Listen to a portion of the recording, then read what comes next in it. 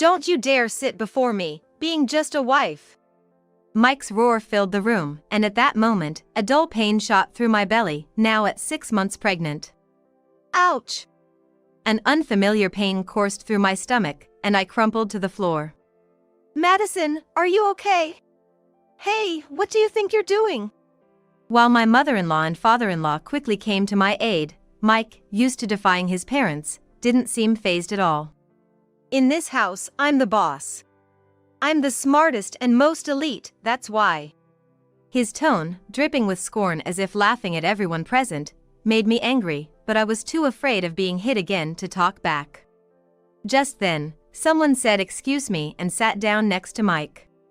I watched intently as the person pulled a business card from their pocket and handed it to Mike. My name is Madison. I'm turning 29 this year. I used to work for a telecommunications company after graduating from college, but I quit this summer. I wanted to stay at the company a bit longer, but Mike had asked me to quit because he said, "I'll take care of you." The truth is, there was another reason why I quit my job. I was pregnant with Mike's child. Mike and I ended up in what you might call a shotgun wedding. Currently 5 months pregnant, I had to tell my colleagues it was because of the pregnancy and marriage. They were sad to see me go, but congratulated me on the marriage and pregnancy. I still feel blessed for having such wonderful colleagues. So, I do have some regrets about quitting my job at Mike's request. Mike's words always carried an absolute power. If you want to put it nicely, you could say he's full of confidence. If not, well, he's kind of pushy. Mike graduated from a very prestigious private university and went on to work at the mega bank Bank of America, following an elite path. He was assigned to the sales department, where his gift of gab helped him quickly climb the ranks, and right around when we were getting married, he was promoted to head of the sales department. Lucky for us, I'm excellent. Now the family's secure, he said, as if his promotion was the most natural thing in the world. Mike must have been pleased his efforts were being recognized, and at that time, I didn't give it much thought. After all, I had no inkling to doubt the man I was about to marry. But at that moment, I was still unaware. Unaware of the kind of person Mike really was. I met Mike 2 years ago at a mixer that a friend had arranged. I was 27 then. As my friends were getting married one after another, I felt a sense of urgency without having a partner. Because of my personality, I couldn't take the initiative to talk to men, and I was always shy about love. So when a college friend I hadn't heard from in a long time contacted me, I jumped at the chance. The mixer was with 3 men and 3 women, and Mike was the oldest of the male group. They all worked at Bank of America, where my friend's childhood friend was employed. When I first heard that all the men were employees at a well-known bank, I was surprised. My 2 friends, who were more interested in money than I was, eagerly questioned the men and squealed with excitement. I felt somewhat out of place and was about to give up, thinking this might be another dead end. But, as luck would have it, Mike seemed to take a liking to me, hanging back while my 2 friends were in the spotlight. I was surprised when he asked, "Would you like to grab a drink after this?" Since Mike was also my type, I happily agreed with an enthusiastic yes. So, after the group date, we went out a few times, and after a confession from Mike, we started seeing each other. When I asked Mike why he hadn't gotten married yet, he'd always say, "Oh, you know, I've been busy with work." He must really love his job. Since I admire men who are dedicated to their work, I didn't mind it at all. While we were dating, Mike was always considerate, practicing chivalry and always putting me first. "Are you okay? Not tired from walking? Forgot your handkerchief? I have one, use mine. Look, your shoe's rubbing. Let me put a band-aid on for you." His perfect gentlemanly behavior had really impressed me. I thought maybe I could spend my life with this man. Even though our relationship had just begun, I was already dreaming about a future with Mike. Our relationship took a significant step forward about 2 months ago, a year and a half after we started dating. I had been experiencing some unexplained health issues for a while. I had headaches and nausea, and when I went to the doctor, they just said it was probably a cold, and I couldn't even work properly. Seeing my condition, Mike, who I was living with, said, Madison, could you be pregnant? Huh? His unexpected words threw me for a loop. But indeed, there were signs. I rushed to the pharmacy to buy a pregnancy test, tried it at home, and lo and behold, it indicated that I was indeed pregnant. I can't believe it. It looks like I'm really pregnant. See, I told you. You should go to the doctor. Yeah. Mike was trying to keep his cool, but his voice was louder than usual. I could tell he was excited. There was a baby inside me, our baby. I thought about it as I rubbed my belly. It made me feel an indescribable sense of affection. The next day, I went straight to the OB/GYN. The test confirmed that there was indeed a baby, and I was told I was 3 months pregnant. The doctor said, "It's surprising you didn't notice until now, but since Mike and I weren't married yet, pregnancy had been the furthest thing from my mind." But now, looking back, I realized that the strange malaise was morning sickness. After leaving the clinic, I told Mike that the pregnancy was going well. That so? His reaction wasn't what I expected. I thought he would be happier, but his response was surprisingly nonchalant, which caught me off guard. Mike, does this mean? Yeah, let's get married. He said it so casually that it was nothing like the proposal I had imagined. But I was thrilled that he suggested we get married, so I was too excited to fall asleep that night. But even then, the change in Mike had already begun. It was my fault I didn't notice. The next day, before going to work, Mike said to me, I want you to quit your job before we get married. What? Quitting my job hadn't crossed my mind. The telecommunications company I worked for was supportive of women taking maternity leave, and everyone came back after their leave. Sure, some people quit when they get married because they're in a long-distance relationship and have to move away to be with their husband. But few people resign just because they're getting married or pregnant. But I want to keep working. It's fine. I'll provide for us. But still. When I hesitated, Mike let out an exasperated sigh and added, I'm going to be promoted to sales manager next month. So my salary's gonna be way better. Lucky you, I'm so capable. Now our family will be set. That's great. What could I say to that? It's true Mike is capable, and his promotion must be a recognition of his efforts. Compared to Mike's salary, mine is indeed just small change. Even if I quit, the three of us could live comfortably. I convinced myself of that. In the end, I submitted my resignation at work, and a month later, I left the company. My colleagues were all sad to see me go, but when I explained the situation, they said, "Can't be helped. You can't go against the man you're going to marry." That's probably what they meant. I thought that from then on, Mike and I would start our happy days together, thinking about our coming child, but I was naive. It was around this time that I started to notice the changes in Mike. Hey Madison, where's my dress shirt? If it's about the shirt, I'm planning to wash it today. What? You haven't washed it yet? For a stay-at-home wife, you sure work slow. I was feeling unwell yesterday. I'm sorry. Once I quit my job, Mike started to say things like, for a stay-at-home wife, you're pretty slow with the chores. I really want to finish my tasks swiftly, but with the early stages of pregnancy, I've been feeling unwell and can barely take care of myself. He also said things like, you're so useless, that's why you could quit your job so easily. If it were me, they'd have begged me to stay, belittling my capabilities. Even though it was Mike who wanted me to quit, I'm infuriated by the way he speaks to me. But due to my continued ill health and lack of energy to stand up to Mike, all I could do was hang my head in those moments. Seeing that I didn't fight back, Mike seemed to think he could treat me like a punching bag, venting his work frustrations on me. That guy is totally useless. Just a newbie and already leaving on time. There are too many incompetents in the world. Even the bosses are just old and can't do their jobs. I found all his comments unbearable because they were so disdainful. But now, having quit my job, I had to endure it because he was the only one supporting me and the child. Months passed like this, with me feeling restricted, until I overcame the long period of morning sickness and entered the stable period of my 6th month of pregnancy. I'd like to arrange a meeting to introduce our families for the wedding. Can you check with your parents for their availability? We hadn't yet greeted each other's parents formally, nor had we had a family meet and greet due to my pregnancy, as gathering multiple times would be difficult. So we thought, why not gather both families together all at once? All right. Mike agreed surprisingly readily and immediately contacted his family. I reached out to mine as well, and we found a date that worked for everyone.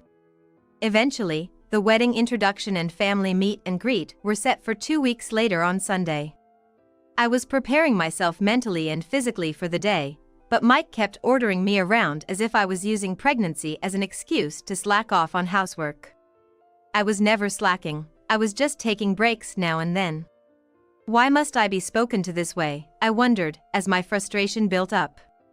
Then came the Sunday 2 weeks later. We headed to the event, which would take place at Mike's parents' home due to the large number of attendees. Welcome, Madison. We've been looking forward to meeting you. It's nice to meet you. My name is Madison. I hope to get along well with everyone. His parents seemed kind and classy, which put me at ease. They were very happy when I handed them the flowers I brought as a gift. In addition to Mike's parents, there were cousins, uncles, and aunts. My family was also there, sitting politely in the living room. I stood in the kitchen with my mother-in-law, helping to prepare the meal, and she was constantly concerned about my being pregnant. Are you okay, Madison? If you're not feeling well, you can sit and wait. Thank you. I'm fine for now. I'll take a break if I get tired. Grateful for her concern, I continued to chop and cook. But as she said, after about 30 minutes, my back started to hurt from the weight of my belly. I'm sorry, I need to rest for a bit. Of course. There are cushions over there, please have a seat. Thank you. I sat down on a cushion in the living room, as indicated by my mother-in-law. At first, I had a pleasant chat with Mike's relatives, but then Mike, who had been drinking, came over to where I was sitting. You shouldn't be sitting down before me, being just a wife. As Mike shouted, a dull pain shot through my 6-month pregnant belly. Ow! I crumpled to the floor in a pain I had never felt before. Madison, are you all right? Hey, what are you doing? My mother-in-law and father-in-law quickly came to my aid, but Mike, used to defying his parents, seemed unfazed. In this house, I'm the top dog, you know? I'm the smartest and the elite here. His words were a sneer at everyone present, and though I was filled with anger, I was too afraid of another violent outburst to speak up. At that moment, someone said excuse me and sat down next to Mike. I watched intently as he pulled a business card from his breast pocket and handed it to Mike. Huh? What's that, eh? Mike's eyes widened in astonishment as he looked at the business card passed to him from the man. The relatives were all like, "What's going on?" focusing their attention on Mike and the others. Smith General Trading Company. You're familiar with our company, right? I mean, familiar is an understatement. Smith Corp is one of the major clients at our USMK Bank. Good to know. It's an honor. I am Madison's younger brother, a graduate of T University, and currently the president of Smith Corporation. The man was my brother, Kenneth Smith. Smith was my maiden name. I glanced briefly at my brother and parents' faces.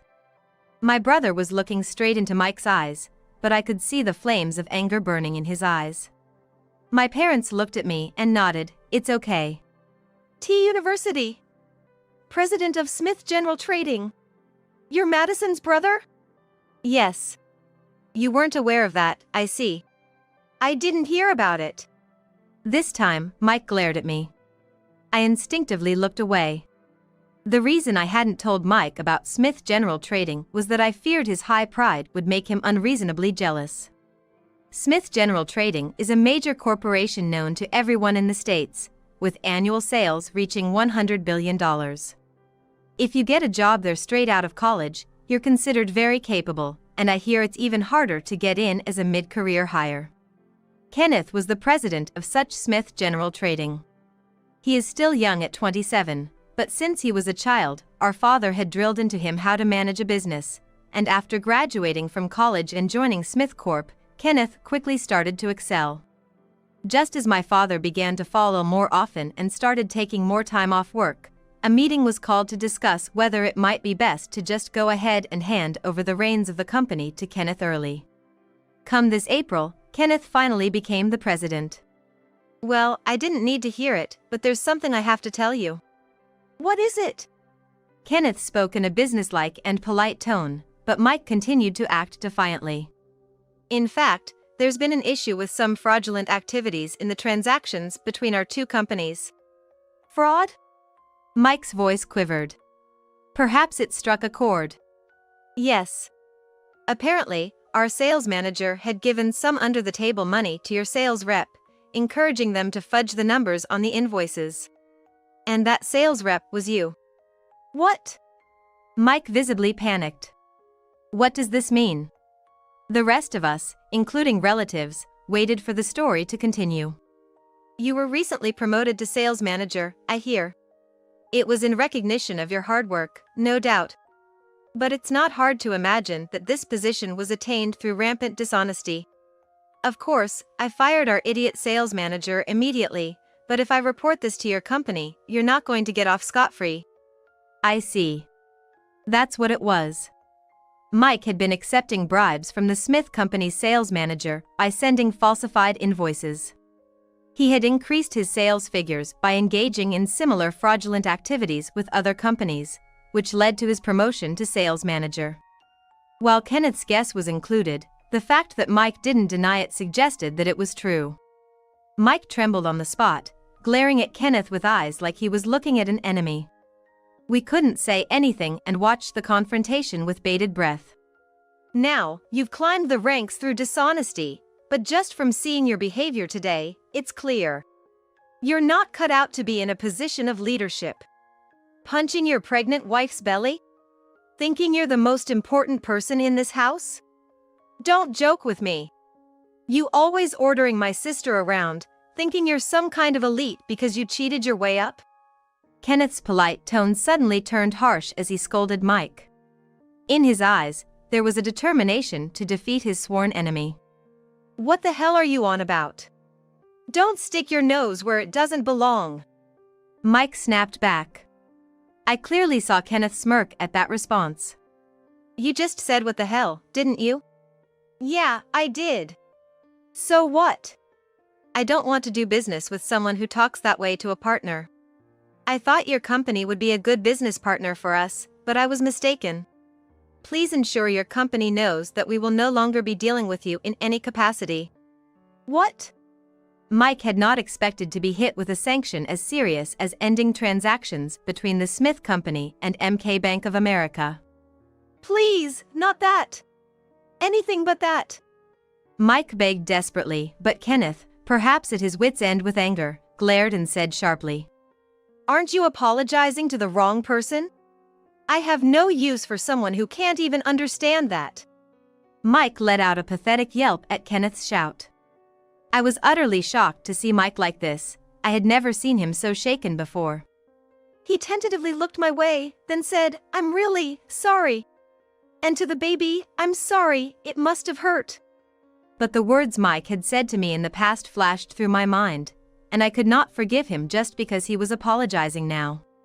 I'm sorry, but I need some time to think about this marriage, I refused him. Mike stood up, dazed, and walked out of the room. Silence followed among us, but when Kenneth humbly apologized for the fuss at such a gathering, one of the relatives said, Let's just toast for today, and the atmosphere brightened up. For a while, we all forgot about Mike's troubles and had a good time. Madison, I'm really sorry for what Mike has done. There's no rush on the marriage decision, you can take your time. Madison, to your whole family, I'm truly sorry. Mike's parents said, tears brimming in their eye. Despite having such wonderful parents, I couldn't help but feel sad wondering how Mike ended up the way he did. No, we're the ones who should apologize for causing such a commotion. Everyone, I'm sorry. Just give me a little more time to think, I said. No one in my family blamed me for my decision. My parents' eyes conveyed a message: you need to think this through.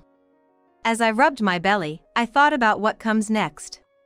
Currently, the idea of marrying Mike doesn't sit well with me. But for the sake of this child. Still, no clear answer came to me. I decided to take my time with the decision. A month has passed since then, and I've decided to stay with my parents until the baby is born. As expected, Mike's misconduct at work came to light, and he was fired. Smith General Commerce, a major client, apparently stopped doing business with Bank of America MK as Kenneth had declared. Mike ended up imposing a great loss on his company and losing his job. But he kept coming to my parents' house every day, begging for forgiveness and saying he'd do anything. You say you'll do anything.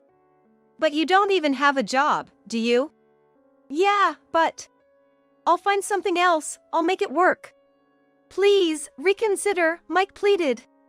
Mike suddenly started talking sense, but it's easy to say anything if it's just talk. However, I've heard from Kenneth that Mike's misdeeds have become well known in the area, and companies are tightening their hiring standards to avoid employing someone like him. If I were in charge of hiring, I couldn't imagine hiring someone who had committed fraud at their previous job. It's clear to see that getting rehired isn't as simple as Mike suggests. At best, he might be able to get a part-time job, but I couldn't see how a part-time job could support me, the baby, and him. Not long ago, I was struggling with the decision to marry him, but hearing Mike's flippant ideas, I finally made up my mind. What Mike did is unforgivable. Not only did he harass me, but he also caused trouble for the company that had been paying him a generous salary. He has a significant debt to pay.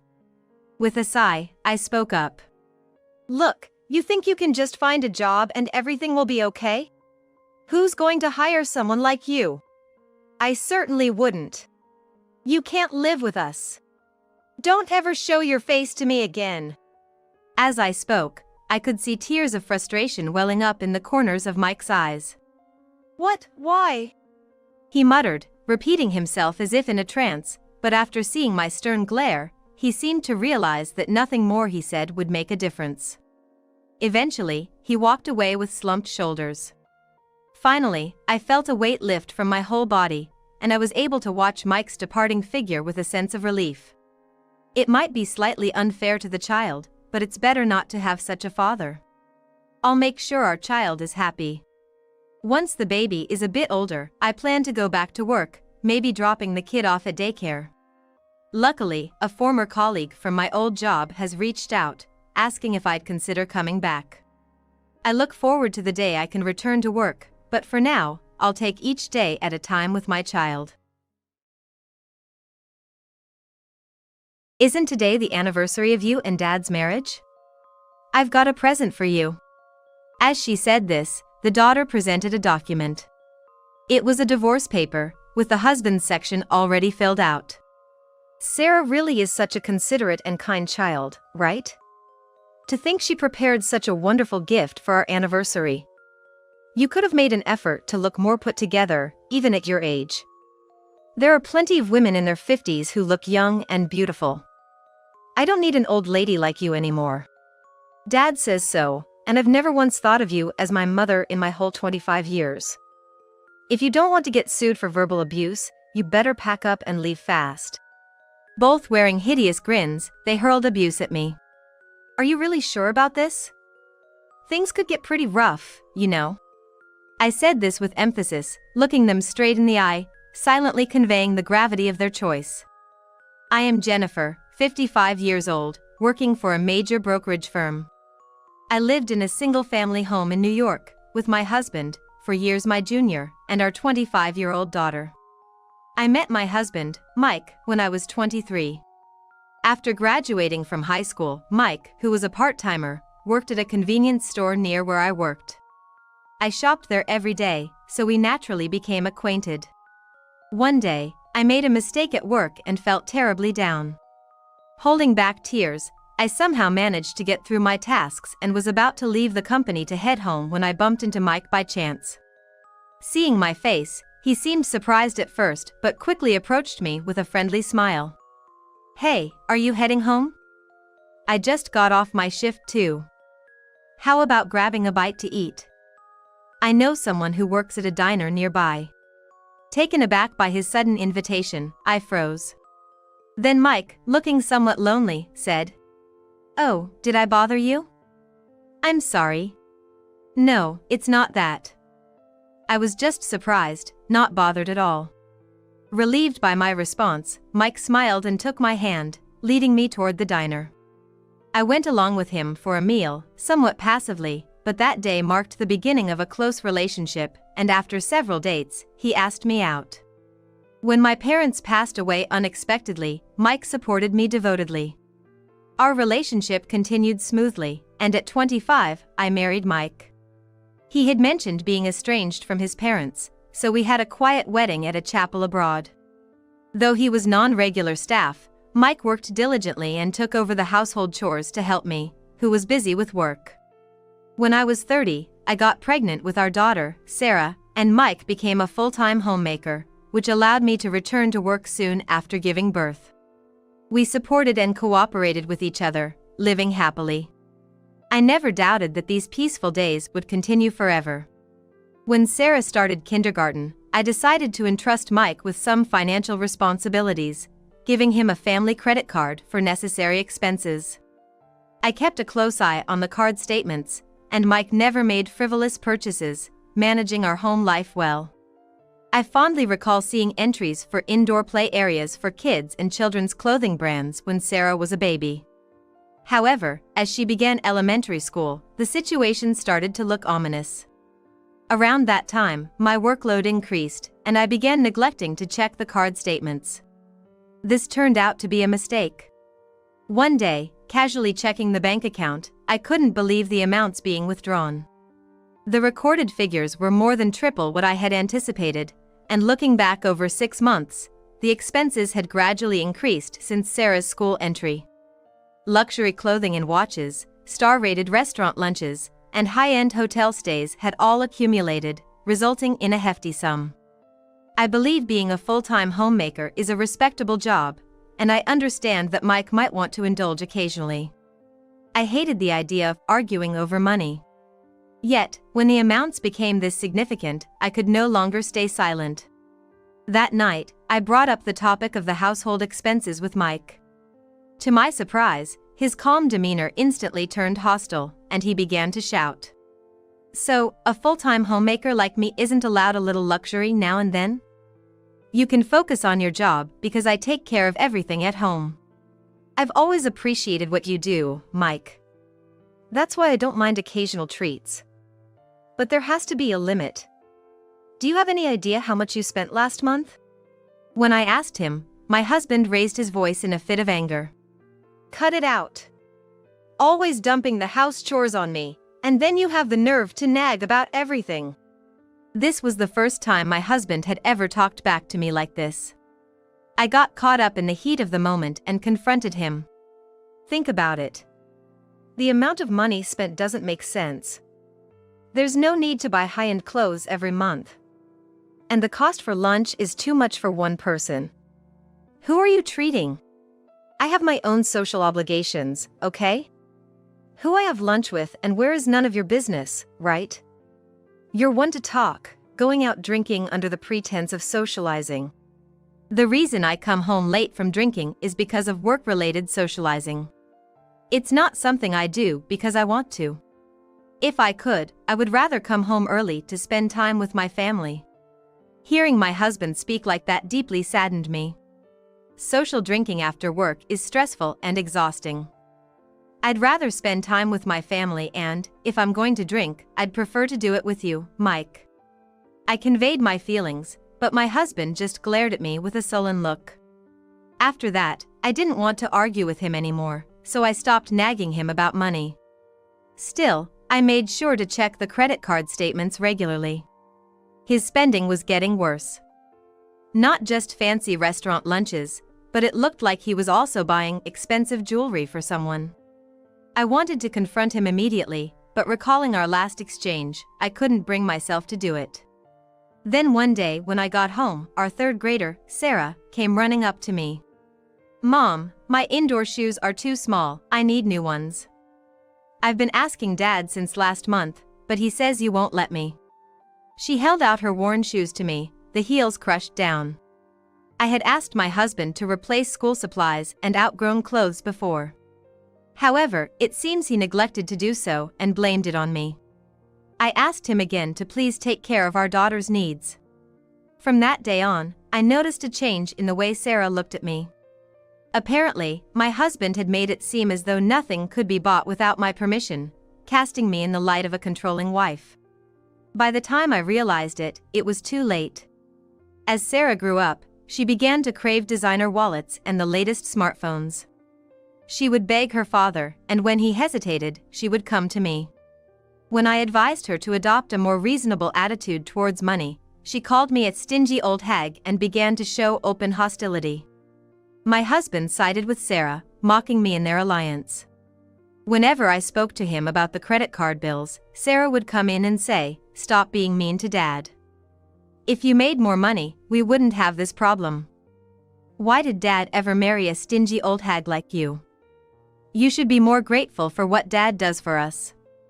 Without him, you'd probably be alone, living a sad, lonely life." By the time Sarah reached high school, she had become as willful and reckless with money as her father. Feeling like I also had to do something, I kept earnestly talking to my daughter, but no matter how hard I tried, it was undone by my husband who, being a stay-at-home dad, spent more time with her than I did. Yet, we somehow managed to get by because he did his part with the household chores properly. However, once my daughter started working part-time after graduating high school, my husband blatantly began to slack off on the housework. He seemed to be out often, and the house was empty when I returned from work. No cleaning or laundry had been done, and there was no meal prepared. Confronting my husband would surely just lead to a fight. My daughter was on his side, and there was no longer a place for me in this house. Then, one day, something definitive happened. It was our 30th wedding anniversary. When I came home from work, there stood my husband and daughter, grinning at me in the entryway. What's going on? As I spoke up, Sarah looked at me with a spiteful smile and said, "Isn't it your wedding anniversary today?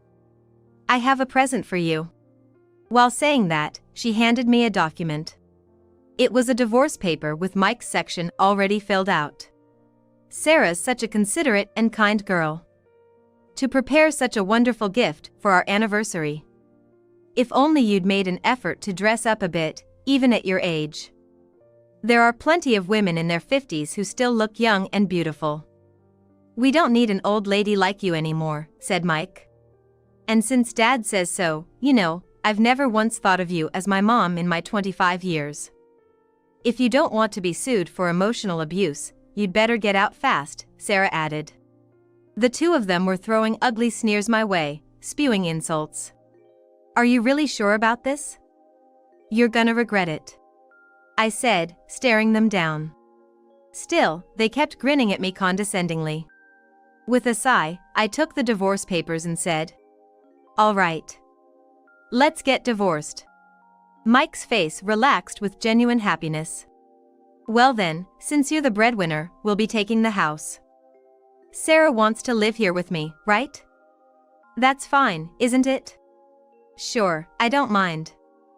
Take the furniture and appliances too, do whatever you want with them," I replied calmly. Then Mike started talking about dividing assets. "And about the division of property, you should give me half of your savings too. After all, you were able to focus on your work because of me," he said with pride. I responded in a tone of disbelief. "Oh, you think I don't know anything? You've been smitten with another woman using my card. Let's see, about $200,000 over 15 years. I could sue for the misused funds and alimony, you know. If you don't want this to get messy, you'd better back off quietly." Mike had been having an affair with a woman he met through a dating app since Sarah was in elementary school. It seems Sarah knew and approved of it, as the documents from the detective agency included photos of Mike, his mistress, and Sarah all enjoying a vacation together. Seeing the color drain from Mike's face was something else. And Sarah's eyes were darting all over. They never dreamed I knew about the affair. Sarah, I'm disowning you as my child. Since you don't need a miserly old lady like me, it's fine, right?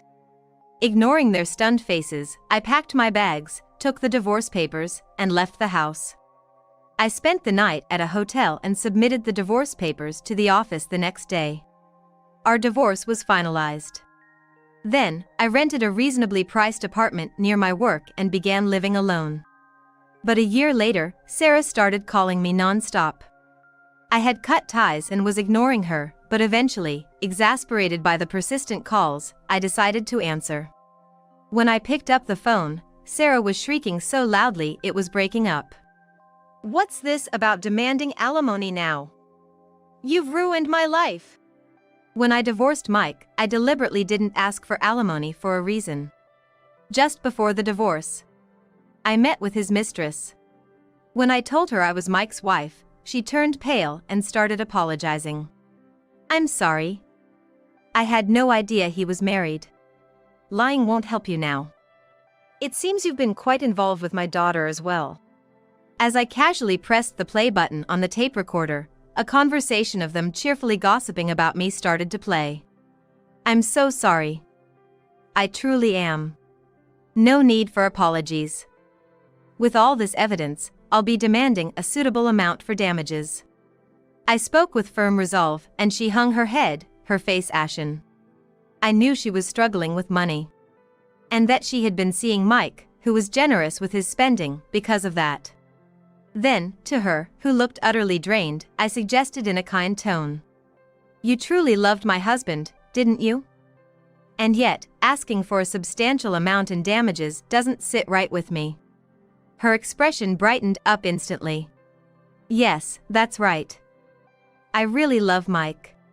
That's what I thought. Then, in light of your feelings, I won't press for the damages.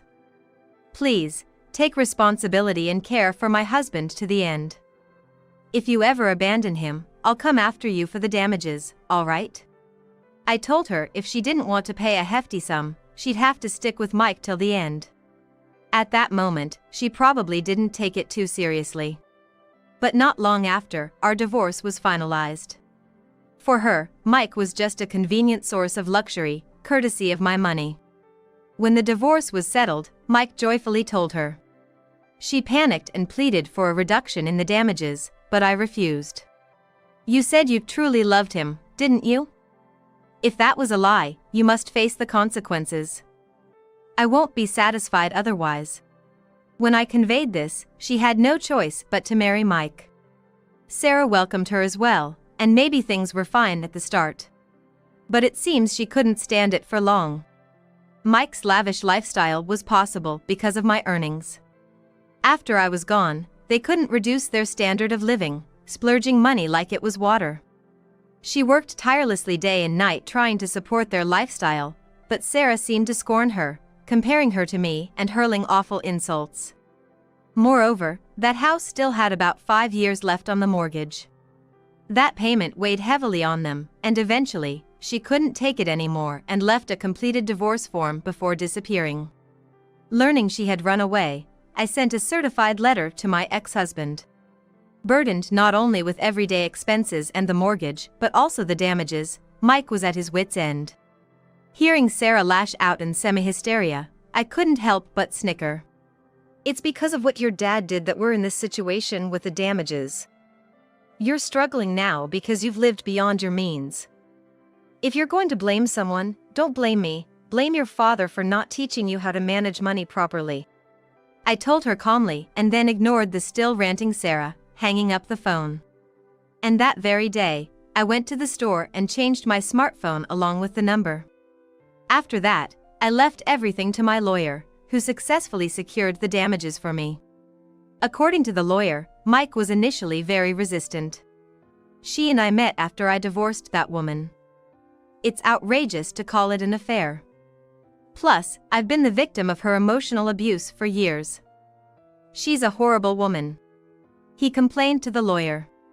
But I had been recording all the verbal abuse and had submitted evidence collected from the private detective, as well as the credit card statements, which made it clear who was at fault. When the lawyer informed them that we had ample evidence, they seemed to realize that dragging out the discussion would be disadvantageous and agreed to make payments, albeit reluctantly. Moreover, that house went into foreclosure because the mortgage payments couldn't be met. Sarah grew tired of her father and seems to have found a live-in job and moved out. After hearing my final words, perhaps she took a hard look at herself because she left a letter addressed to me with the lawyer. In it, she wrote that she was hired as a live-in maid at a certain inn and included words of apology to me. Even so, I haven't just let bygones be bygones, but in my heart, I sent my daughter some silent support. Mike ended up filing for bankruptcy. Abandoned by his family and with nowhere to live, for a while, he was seen wrapped in cardboard, sleeping in parks and on riverbanks. Even in such straits, it seems he couldn't correct his reckless spending habits. He apparently got involved with loan sharks and is now missing. It's no longer any of my business. On my end, I've been living a peaceful life while continuing with my job. Recently, I welcomed a new kitten into the family. It's a little charmer with folded ears. Always comes snuggling up to me with a sweet look on its face. Today, when I sat on the couch, it climbed onto my lap and purred away. It was so endearing that it brought a smile to my face. I think to myself that I have to stay healthy for at least another 30 years for this little one. That's how I spend my peaceful days. Get out of here by today, you old hag. By today. And get rid of all your stuff. It's just in the way around the house. Karen made a shooing gesture.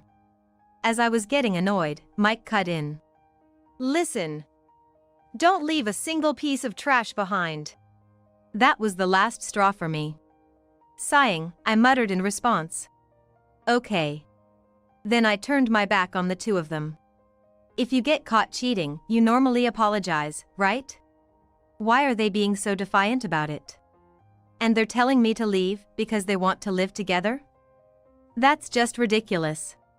They keep saying things that suit them, but do they not think I have incriminating evidence against them? Well, if that's the case, I don't mind. They should enjoy themselves while they can. I'll just continue preparing my revenge. I smirked to myself as I headed to my room. My name is Michelle Ogden. I've been married to my husband, Mike, for nearly 20 years. At 48, I'm working from home in design, and Mike, 2 years my senior, is thriving as a system engineer.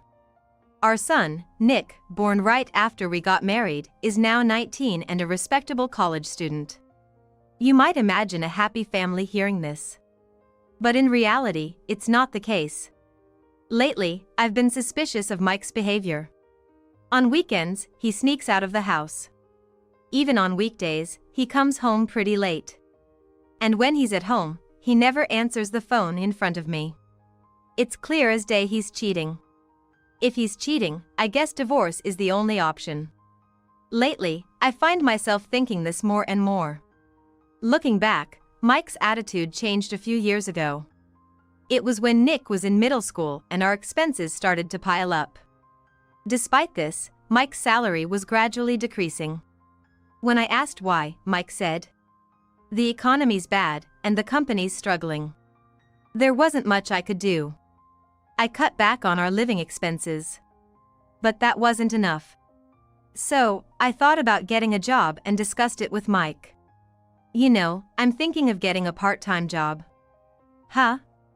We're short on cash? There are Nick's tutoring fees too. I confided in Mike about our financial struggles. Then, suddenly, he started to get angry. It's because you're wasting money. I was taken aback by Mike's behavior. Sure, we had argued a few times before. But this was completely different from anything I'd experienced with him. Even though I thought something was off, I retorted. I don't waste money. So, you're just a loser, huh? Everyone's so incompetent.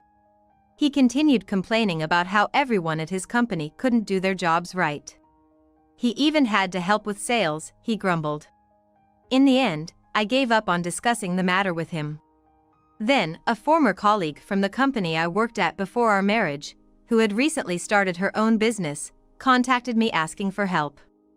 It had been over a decade since I left that job when I got married. There was a bit of a gap, but I couldn't miss this opportunity. I eagerly accepted her offer. That's how I started working from home in design. Of course, I told Mike about it. But he just said okay. And didn't seem very interested. He barely listened to what I had to say. Nevertheless, I had officially informed him. I continued my work with pride. Then, on a certain weekday, while I was working, Nick unexpectedly came home. "I'm home." "What's up? Why are you home at this time?" It was just past noon. At that time, Nick was in middle school. He should have had classes until the evening and then club activities. There was no way he should be home at this hour. "Didn't I tell you today's the start of midterms?" I suddenly remembered. Looking at the calendar, it indeed had tests written on it. I forgot. "I'll get lunch ready right away." I hurried to prepare Nick's lunch. Then, from behind, Nick asked, "Mom, were you working?" "Huh? Your laptop is out, and there are all these documents." Nick was pointing at my work documents and laptop I had left on the living room table. "Oh, sorry. I'll clean it up right away." "No, it's okay, you can do it later. But there's something I want to talk to you about." Nick ran to his room. And soon returned with his tablet. "I'm making a game. I want to be an engineer like Dad." Nick showed me the game he had been creating on his tablet. It wasn't as polished as commercial games, but it was impressive nonetheless. That's amazing. "I want to go to a vocational school. Do you think Dad would agree? If you show him this, I'm sure he'll support you." I wholeheartedly supported Nick. But our hopes were soon shattered. When Mike saw Nick's game, he harshly criticized it. "This is a joke, right?" "But no, it's totally useless. I could make this in 10 minutes. Mike laughed mockingly. I was furious at his reaction. To a system engineer like Mike, Nick's game might seem like child's play. Offering professional advice is one thing, but mocking it is unacceptable. As I was about to complain, Mike continued to Nick. "If you have time to play around like this, you should be studying more. Think before you speak."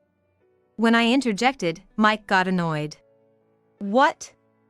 You have a problem with my parenting?" "Yes, I do. You should respect our son's independence more." "Huh? Usually, it's the wife's job to educate the kids. If you did your job right, we wouldn't be having this issue." Mike raised his voice. I clammed up in the moment. It was useless arguing with him. I had to help Nick myself.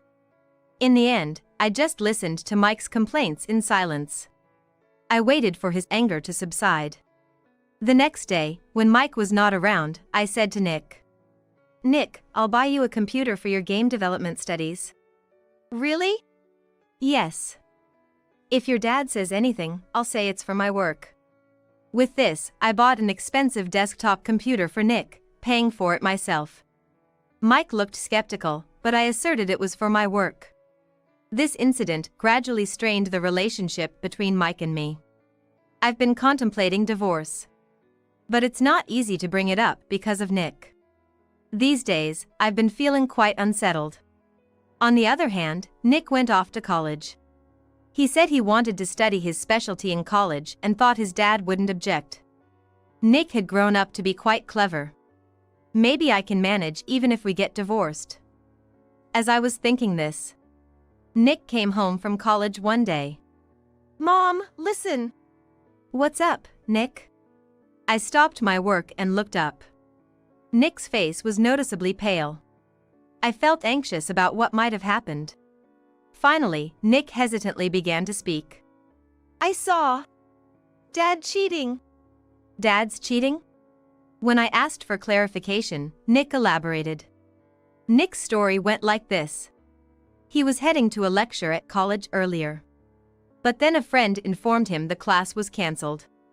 So they decided to hang out downtown. That's when he saw Mike walking arm in arm with a young woman. Nick pretended not to notice because his friends were there. But he couldn't bear it and came home. I'm sorry. If it weren't for my friends, I would have confronted him on the spot. That would have been tough. I understood Nick's difficulty. Putting that aside, I was already aware of Mike's infidelity. Reflecting on it, Mike had been acting oddly recently. He leaves early on weekends and comes home late on weekdays. He talks on the phone secretly when he's at home.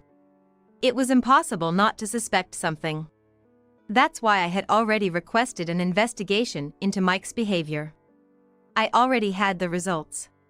When I told this to Nick, he looked surprised and asked me, "So you were calm about it? Are you gonna divorce?" Well, the investigation results were positive, so probably. Okay. If that's your decision, I won't say anything. That made things easier. I intended to confront Mike when he came home that night. But he didn't return. He must have realized Nick had seen him. Mike finally came back the following Sunday, bringing an unfamiliar young woman with him. So this is the mistress. As I was thinking, the woman introduced herself. "Hello, I'm Karen. I've been dating Mike." Her insincere greeting infuriated me. Mike then spoke to me. "So, I'm gonna live with Karen. We're getting a divorce, so please leave." "What's the reason?" A smart guy like me deserves a young girl, not an old lady like you. Mike smirked. I couldn't believe his audacity but calmly responded, "Oh really? That's exactly what I wanted." I replied with sarcasm. Then Karen, looking irritated, pointed at me. "An old lady like you acting all high and mighty? Think you can live alone? Unfortunately for you, I work, so I'll be fine." "Then let's get divorced quickly." Karen took a divorce form from her pocket and tossed it at my feet. "I'll make sure to get alimony from both of you." Karen frowned in displeasure at my words. Meanwhile, Mike was grinning, waiting. I signed the divorce papers and handed them to Mike. At that moment, Karen said triumphantly, "Get out by today, you old hag. By today. And get rid of all your stuff. It's just in the way around the house." Karen made a shooing gesture. As I grew angry, Mike cut in. "Make sure not to leave a single piece of trash behind." That was the final straw. I sighed and muttered in response, "Okay." Then I turned my back on the two of them. When caught cheating, people normally apologize, right? Why are they being so defiant? And telling me to leave because they want to live together? That's just ridiculous. They've always said things that suit them, but do they not think I hold incriminating evidence? Well, if that's how it is, I don't mind. They'd better enjoy themselves while they can. I'll keep preparing my revenge. Smirking, I headed to my room. Before packing my belongings, I called the junk removal service. After arranging for them to collect the junk, I started packing. After a while, Nick returned home. I could hear Mike and Nick talking in the living room. But soon they started arguing. "It's because Dad cheated. Shouldn't you apologize to Mom first?" "Shut up. It's none of your business." After their conversation died down, it became quiet. Peeking into the living room, I saw only Nick. "Nick? Where's your dad?" "They left on a trip together. They're ridiculous." Nick stamped his foot. I felt relieved. With Mike gone, I could do as I pleased. Now was my chance for revenge. I smiled at Nick and said, "Nick, I'm divorcing and moving out, will you come with me?" "Of course." Then start preparing for the move. And also, I shared a plan with Nick. Hearing it, he willingly started packing. Soon, the junk removal guys arrived. I led them inside the house. Dispose of everything in these 2 rooms, the furniture and appliances. Everything? Even the new stuff? Yes. I'll buy new ones after moving. I asked them to dispose of the furniture and appliances in my room and Nick's. But not in the living room. Those were shared property with Mike. I didn't want to deal with complaints for disposing of them without permission. Anyway, I had them dispose of my things and those I bought. He'll regret it. Later that evening, I left the house. I entrusted my belongings to a moving company.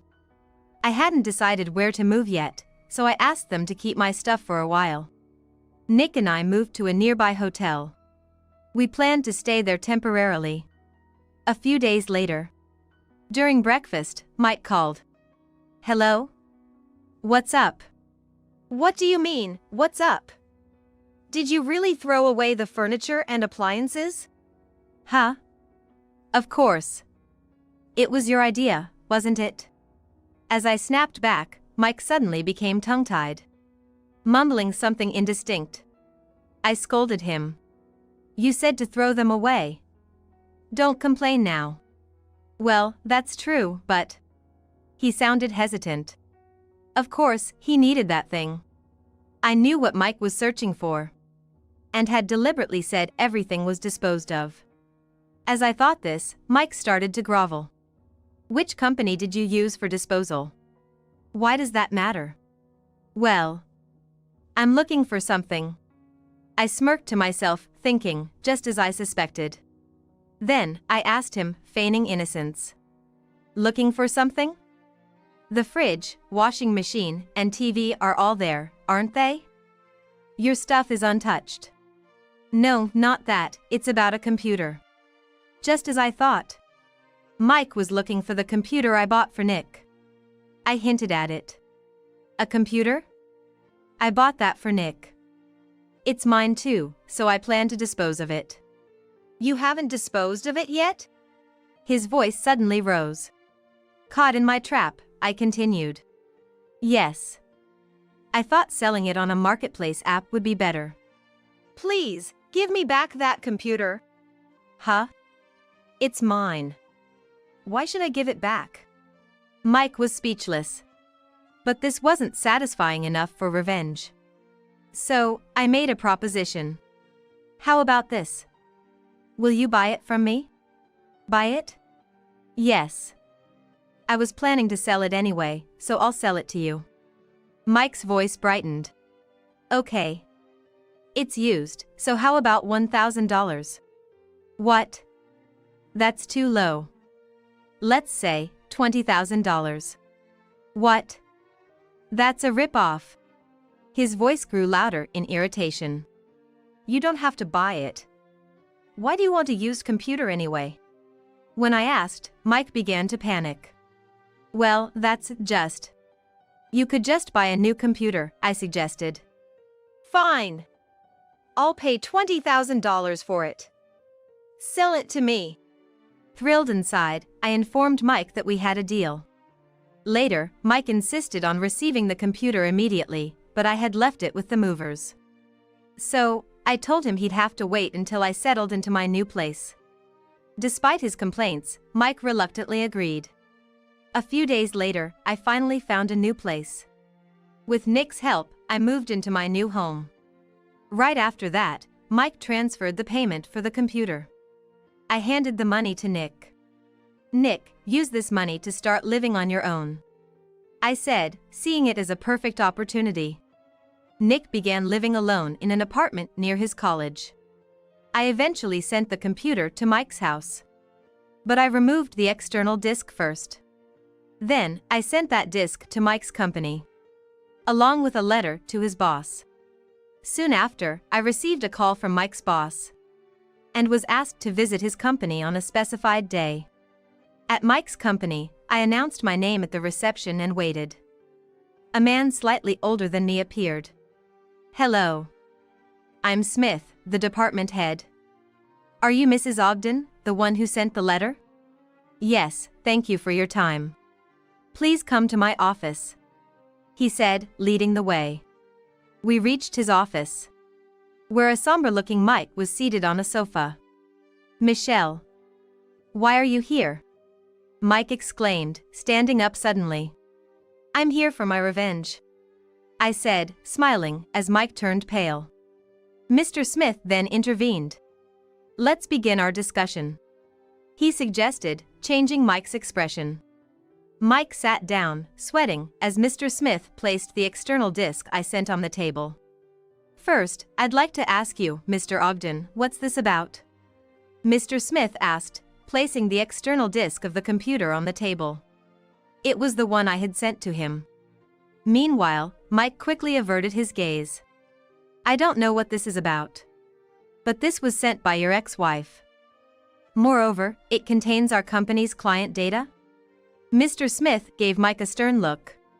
Mike began to stammer out an excuse. It must have gotten mixed in by accident. Our company strictly prohibits taking client data off-site. That's a mistake, Mike should just tell the truth. I was inwardly laughing. This was a little before Mike and I got divorced. He had been acting strangely. One day, when I returned from shopping, Mike was inexplicably sitting in front of Nick's computer. In the living room. Of course, the pretense was that I used it. But there was no reason for Mike to use it, since he had his own computer in his room. Curious, I covertly watched him. He did something on it and then turned it off. I pretended not to notice and checked the computer's contents the next afternoon. There were unfamiliar data files written on the external disk. Looking inside, it was some kind of database. I had a sudden realization. Mike took company data home, using someone else's computer as a hiding place. How low, I thought. Shortly thereafter, we got divorced. And I took the computer with me. Did Mike not expect me to dispose of it? Maybe he thought I would leave it behind since Nick was using it. Regardless, Mike must be regretting it now. Looking at him, he seemed about to cry. What's going on? Speak clearly. I'm sorry. Mike finally admitted his guilt. Afterward, Mr. Smith scolded Mike severely. Then Mr. Smith said, taking company data is a theft crime or a violation of the Unfair Competition Prevention Act. What? No way. I'm going to press charges. As soon as Mr. Smith said this, Mike burst into tears. He apologized to Mr. Smith. I'm so sorry. Please forgive me. No way. You'll face both criminal and civil responsibilities. But, oh no. Mike broke down crying. Watching Mike crumble in tears, I couldn't stop laughing inside. That's what you get for doing strange things. Serves you right. I was thinking about getting revenge for the infidelity when suddenly there was a knock on the door. Then a woman's voice. Did you call, Mr. Smith? Ah, yes, come in. I recognized that voice. As I was thinking, the door opened. Excuse me. Ah! I exclaimed as the woman entered. At the same time, she looked at me. Then she shouted. Ha! Why are you here? It was Karen who raised her voice. It's complicated. Shut up. This is no place for an old lady like you. She then quickly covered her mouth, noticing Mr. Smith's red face. Mr. Smith, clenching his jaw, gestured for Karen to sit down. She quietly sat where Mike had been. Once she was seated, Mr. Smith asked her. So, Karen, I have a question. You're planning to start your own business, right? Yes. In the same field as our company? Mr. Smith looked at her sternly. Feeling pressured, Karen answered hesitantly. Mr. Smith's conversation then reached a critical point. You're also in charge of managing customer data, right? Is everything okay on your end? Mr. Smith asked Karen. What do you mean? Karen was sweating profusely. At that moment, I realized something. These two were in cahoots. They planned to take out the customer data together. In essence, here's what was happening. Mike and Karen both extracted customer data from their respective companies. Karen was to start her own business first, using that data. And then Mike would join her to run the business together. Once I understood their plan, it wasn't interesting anymore. Just trying to succeed using others' efforts. How pathetic. I sighed. Meanwhile, the conversation continued. Mr. Smith was pressing Karen. I had my subordinates investigate, and it seems there has also been a data leak. Looks like you were involved, weren't you? Karen looked down. But then raised her head to start making excuses. No, it's not true. This is all because of Mr. Ogden. As she started to blame Mike, he got angry. He stood up and began complaining to Karen. Blaming me? You were the one who started this. I don't know anything about that. You did this on your own. What? You said you wanted to marry me, so. I was disgusted by their petty excuses. I took out a document from my bag, placed it on the table, and addressed Mike and Karen, who were bickering. This is the result of your affair investigation. By the way, your girlfriend here has another boyfriend. What? Mike hurriedly grabbed the document on the table, which included a photo of Karen holding hands with another man. Karen, what's this about? That's none of your business. Shut up. You tricked me. Mike raised his voice. I couldn't help but comment on their ugly scene. Younger men are obviously better than old guys like you. Mike suddenly became quiet, perhaps recalling what he had said to me earlier. Well, anyway, you'll both have to take responsibility, Mr. Smith interjected. Wait a minute. This is a crime. Save your excuses for the police station.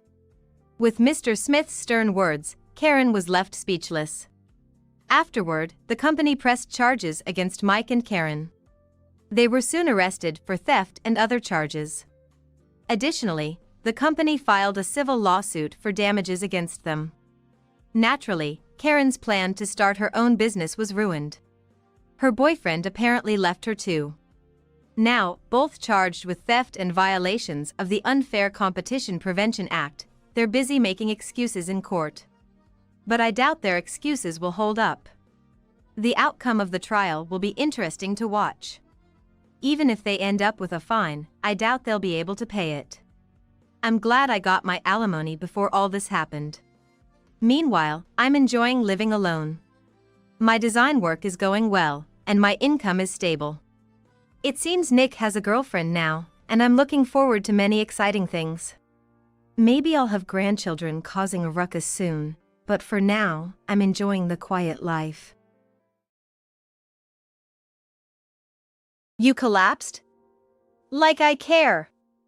Answer me immediately when I call you, you waste of space. My husband yelled at me without a hint of worry as I was being urgently transported to the hospital with our child in a dangerous state in my womb. Here we're starving, waiting for your awful dinner, and you're comfortably napping in the hospital. That's enough. I'm going to eat out with my parents, you make your own way home. I could feel my husband's fury through the phone, accusing me as if I had done something terribly wrong, making me shrink back in fear, thinking only of the child in my womb that I must protect. I tried to speak, but a sound from the phone stopped me from continuing. I am a housewife, currently pregnant. Previously, I worked as a cosmetics salesperson. I loved my job and took pride in it. I had many loyal customers who specifically asked for me, and I made decent sales, often being recognized within the company. The certificates and mementos I received are still carefully stored in my room, and I look back at them occasionally for a boost of morale.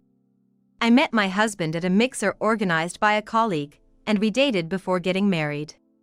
Right after we married, I found out I was pregnant, and I wanted to use the maternity leave system to keep working.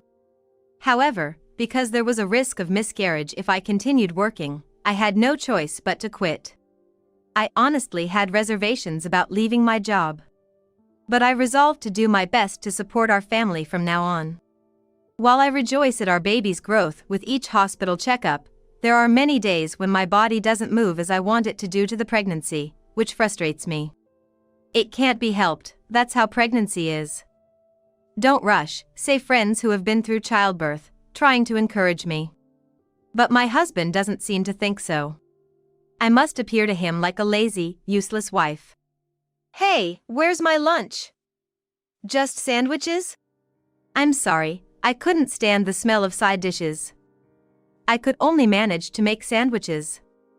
If it's not enough, could you please buy some side dishes at the grocery store? What's the point of being a stay-at-home wife? Yeah. I'm just not feeling well. Sorry.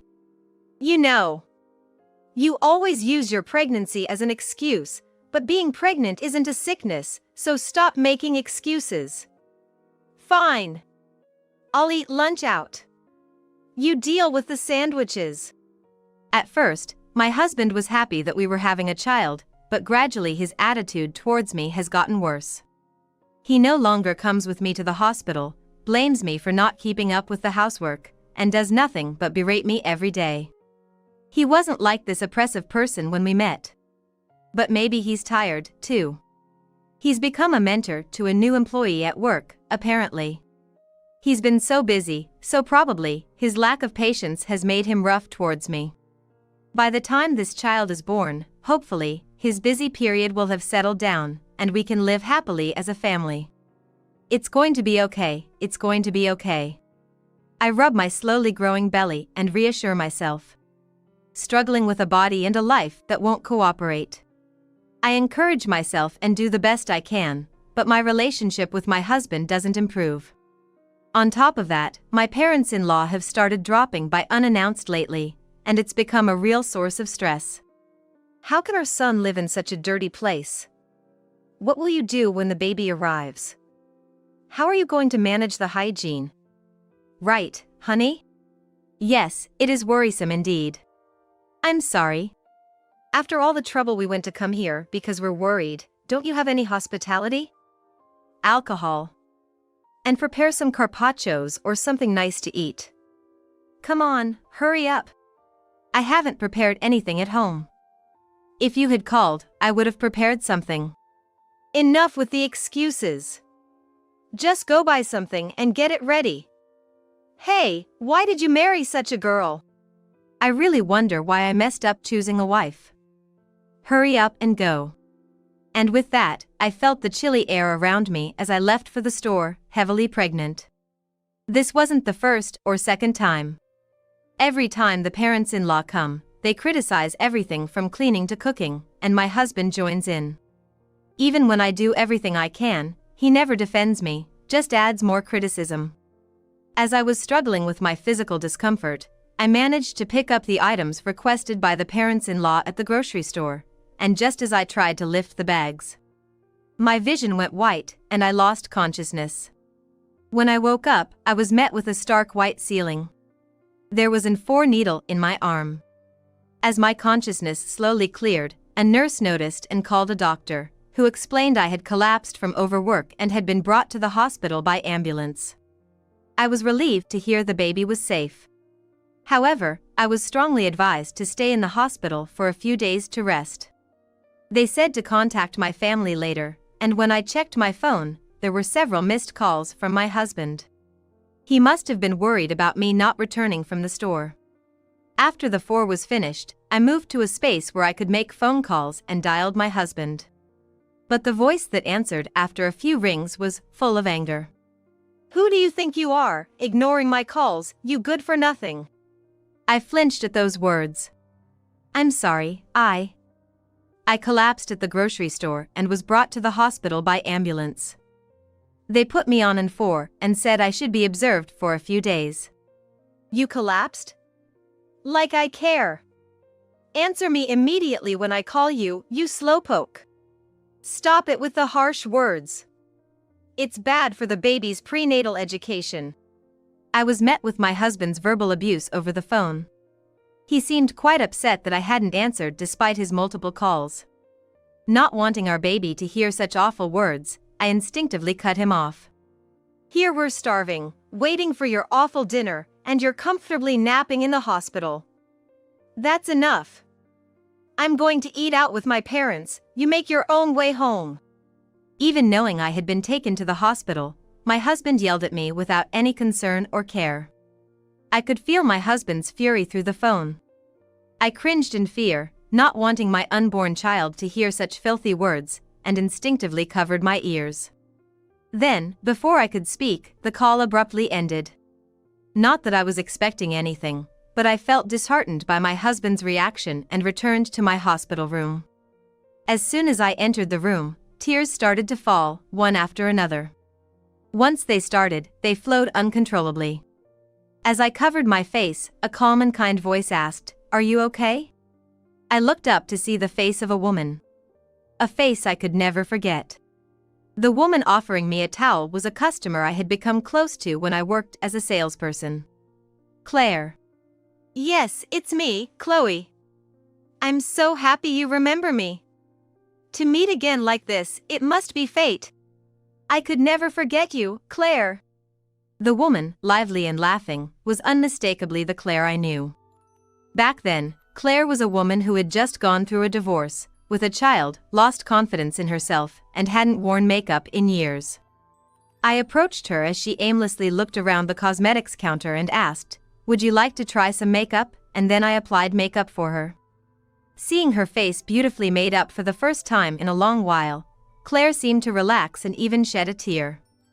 I remember feeling a tightness in my chest as well. Gradually, Claire regained her confidence and became a regular customer. Though we had a customer-salesperson relationship, we had built a good rapport, but 3 years before I resigned, Claire suddenly stopped showing up. "I came back hoping to see you, Chloe, but when I went to your old workplace, they told me you had resigned, and I was so shocked." "You came all the way to see me? Sorry for bothering you. But you mentioned coming back, were you overseas?" "That's right. I actually run a business, and work abroad suddenly got busy. I haven't had American food in years, and I've missed it. So when work finally calmed down, I came back, and after visiting your former workplace, I ended up with appendicitis. And that's how I ended up in this hospital." "What? Are you okay?" "It's just the early stages, so I can take medication to reduce it. Plus, if I were abroad, the treatment would cost many times more, so I'm glad it happened after I came back," Claire said with a laugh, her face as radiant with that familiar dazzling smile. I couldn't help but smile back as if taken back to those years ago. My spirits, which had been quite low, were now lifted, and we found ourselves happily reminiscing about the old times. "So, Chloe, you don't have to say if you don't want to, but why were you crying earlier?" Claire asked with her kind smile. Although our relationship was originally that of a salesperson and a valued customer, I truly trusted Claire. Thinking that I could tell her. I shared that things weren't going well with my husband and in-laws. I don't feel confident about giving birth to this child in that house and raising them safely. I'm afraid they'll treat the baby just like they treat me. But now, I've quit my job and don't have any prospects for living alone, let alone with two. Well, I have an apartment available that I could lend to you. As part of my work, I'm managing apartments I built on land I inherited from my parents." "What?" I was taken aback by Claire's unexpected offer. "It's in one bedroom with a separate bathroom and toilet, soundproof walls, and it's comfortable. Plus, it's close to supermarkets, grocery stores, and a police station, so it's safe and secure. Right now, there's no deposit required for rent. You can pay the rent later on as you settle in. It's an incredibly great deal. So, what do you think?" Claire rattled on with such fervor that I couldn't help but let out a chuckle. "Are you sure you can offer it at such a bargain?" "Of course. I know you, Chloe, you have a great character, and I know you'll keep the place clean, so you're more than welcome. I want to help my favorite Chloe. I'll take you up on that offer, thank you." A few days later. After getting the all clear from the doctor, I was discharged from the hospital without any problems. Claire, who had arranged the apartment over a single phone call while I was hospitalized, had made it ready for me to move in right away, and I decided to shamelessly take full advantage of her generosity. After being discharged, I didn't return home but moved straight into the apartment. Claire's apartment was a beautiful and comfortable place. I felt so grateful and kept wondering if someone like me really should be renting it and if it was okay to pay the rent later, but Claire just laughed it off, saying, "It's totally fine." I would sneak back to my former house during my husband's work hours to take out what I needed. There was hardly anything in the house that was mine after we got married. It felt empty. Claire even went as far as introducing me to a lawyer she had received help from. I was thankful for everything. My mind was completely made up about the divorce. When I told the lawyer, he strongly said, "Let's work hard on this," and it was reassuring. And the baby in my womb was growing healthily without any problems. Today's checkup was also problem-free, and I settled my hospital bill with a sense of relief and stepped outside. Then, "I've found you." My husband was lying in wait in front of the hospital. In a panic, I tried to flee, but with my pregnant body, there was no way I could run. "Stop it." My husband grabbed my arm firmly. "I finally found you. What's this about hiring a lawyer? Where are you living right now?" "Nowhere specific, just a safe place." As the lawyer said, "I want all further interactions to be through them, not directly." "You coward. Hiring a lawyer, how dare you get so high and mighty? And what's this about a divorce? What have I done to deserve this?" "That too, please discuss with the lawyer. I'm expecting compensation for the damage to my dignity and child support. Please be so kind." You wretch. We're going home." "What? What are you talking about?" "I have no intention of paying child support or damage, just so you know. If you come back, all of this will be resolved, that's what my parents said. Come on, let's go." "Wait, stop." I almost stumbled as he forcefully pulled my arm. But between the difference in strength and my heavily pregnant state, I stood no chance. I was helplessly dragged by my husband towards the car. However, at that moment, a young woman intervened, saying, "What are you doing?" She stood protectively in front of me. And as my husband's grip loosened, I took the chance to pull my arm away. His face filled with astonishment as he looked at the woman. "Audrey." I was surprised to see my husband and the woman knew each other, but they continued their exchange without regard for me. "What are you doing, Oliver?" "I'm just here to pick up my wife. She doesn't want to go with you." The woman named Audrey confronted my husband. He was completely taken aback. "No, that's not it. My wife, she's pregnant and a little, no, quite moody. Come on, let's go home." "No, I'm not going back. I've already got a lawyer for the divorce." "Is that true? So, Oliver, you're trying to forcibly take your wife back home?" "No. I'm not." "Yes, that's what's happening." "Hey. What are you talking about?" My firm statement made my husband's eyes widen with anger, but the woman's expression grew even sterner. "You can't force even your wife to do anything. Should I call the police?" "I'm going home, today." My husband seemed intimidated by the word police and glared at me as he left. Suddenly feeling tense, my body relaxed, and my legs began to wobble. The woman quickly supported me. "Are you okay?" Sorry. I just felt so relieved that I went weak. "I'm calling a taxi right now." She efficiently called a taxi and helped me into it. "I'm worried, so I'll make sure you get home safely. I can't let you go to all that trouble." "It's fine. I'm already involved, and if it's not a bother." Her smile was comforting, and it felt strangely familiar. "It's no bother at all." "Then that's settled. And your address is?" When I gave her my address, her eyes widened in surprise. "I can't believe it. You live just below me, Chloe."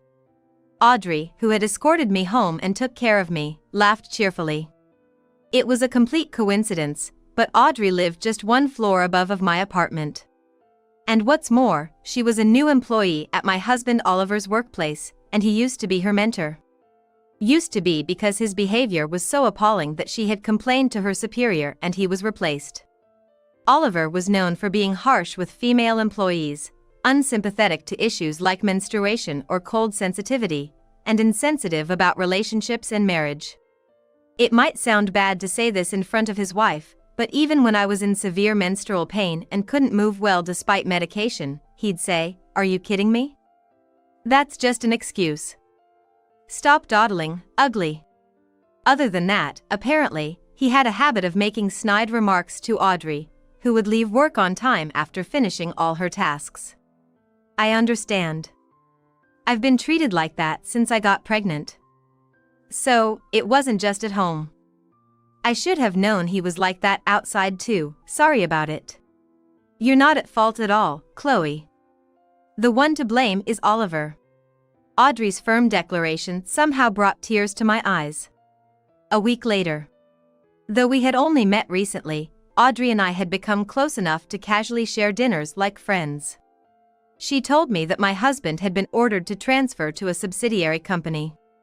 Claire is a successful businesswoman who manages several buildings and apartments, and Oliver had boasted at work that he was handling Claire's account. However, Claire had suddenly demanded a change of contact, threatening to sign with another company if it wasn't done, leaving the superiors puzzled. Then, Audrey submitted a statement, recordings of the verbal abuse, and testimonies from female victims accumulated against my husband. Among the projects Claire was promoting was the construction of a women-only apartment building.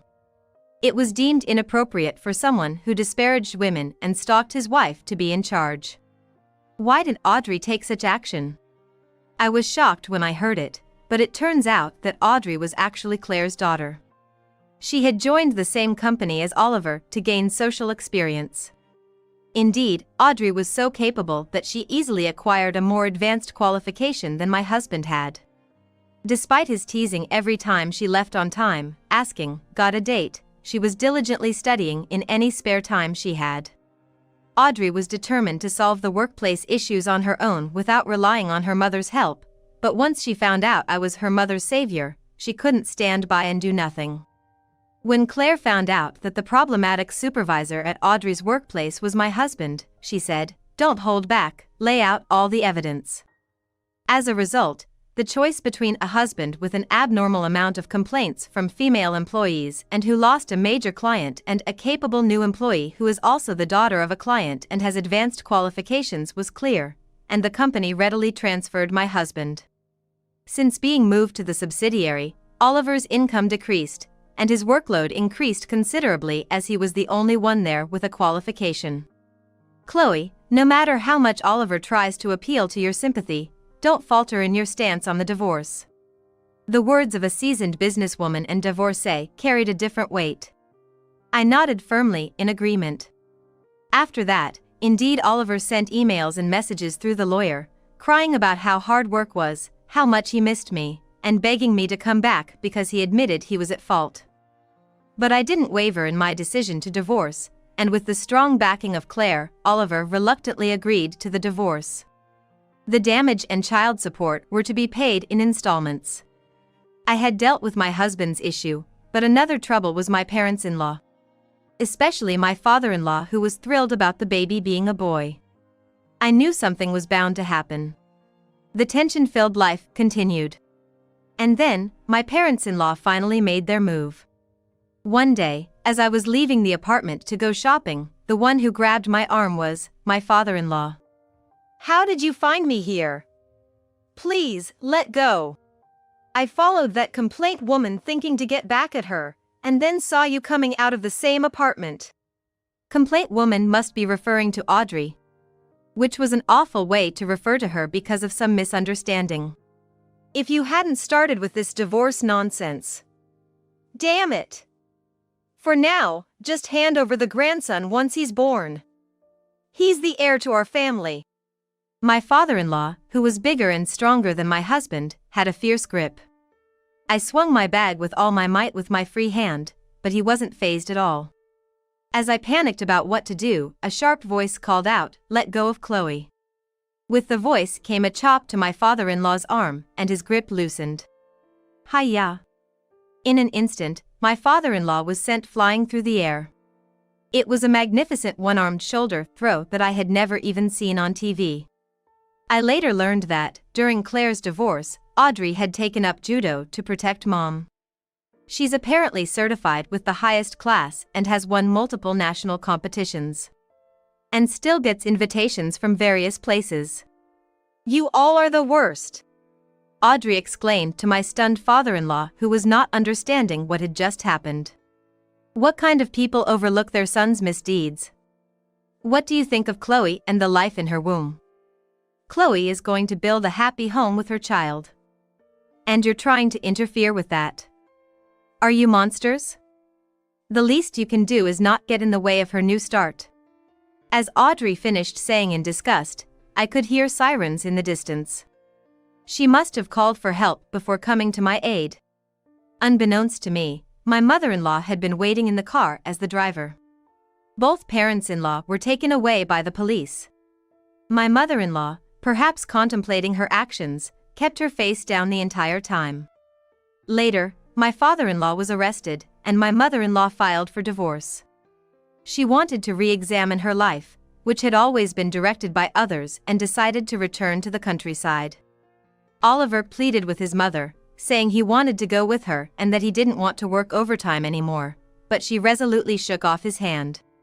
My mother-in-law asked the lawyer to tell me she was sorry and left an envelope with some money before leaving. That's what Claire told me. People sometimes don't know what to do after they divorce their husband. Is that how it is? Yes, that's what the experienced say, Claire said, handing me an envelope filled with money. I wonder why she entrusted the lawyer with this money. It must be an apology for what has happened so far, Chloe, and to help with your son's future. Don't hesitate to take it and use it. I had never expected support from my mother-in-law, who had been complicit in many ways. I can't forgive everything that happened, but I hope she takes her time to regain her own life. After the divorce was finalized, I safely gave birth to a boy. And then, my mother-in-law seems to be living in the countryside. I don't know the details because she's on her own, but she probably refused to live with Oliver. After my father-in-law was released, he found the house in his wife's name had been demolished and he frantically moved in with Oliver. There was a fierce argument about supporting and not supporting, which led to the police being called. As a result, Oliver's reputation at his company worsened, and he resigned voluntarily. Where he went after that is unknown, but child support is still paid without fail. Probably Claire and the lawyer know of Oliver's whereabouts. As for Audrey, her hard work was recognized, and she seems to have become a project leader at work. She's especially admired by her young colleagues and enjoys her work. Claire's projects, women-only properties and properties for foreigners wanting to settle in the US, are progressing well. As for me, once my son is old enough to be left with someone else, I plan to return to work. A high-end cosmetics store is set to open in one of the buildings Claire manages, and I've been invited to be part of the opening staff. Claire, I don't know how to return this favor, thank you for everything. Even after all problems were resolved, Claire continued to take care of me and doted on my son as if he were her own grandchild. Audrey also visits often when she has the time. Compared to the favor you did for me, Chloe, I haven't done anything significant. Thanks to you doing my makeup, I gained confidence in myself. I'm just repaying a favor to my benefactor. I still owe you more than enough. Oh, I can't wait for Chloe to return to work. Your magic touch makes everyone happy. Do my makeup again, okay? Of course, I will. I nodded, my eyes brimming with tears, as Claire laughed brightly. For my son and all my benefactors, I resolved to become as strong as them and protect my son. I sold the house for $400,000, so I'm gonna take my mistress and go on a trip. I was taken aback by Michael's inappropriately cheerful voice and blurted out, "What?" He's calling from the hospital, saying he sold the house for $400,000? What the heck is that about? That's the dear house I inherited from my dad. And to boldly announce he has a mistress, that's sheer madness. What do you mean you sold the house? What's gonna happen to Sarah? When I mentioned my daughter's name, Michael just scoffed and said, I don't care. She's been getting on my nerves, acting all high and mighty. Of course, I'm leaving her behind. What a thing to say about his daughter. I was so angry and shocked at the news of him selling the house and running off with his mistress that I thought I might lose my mind.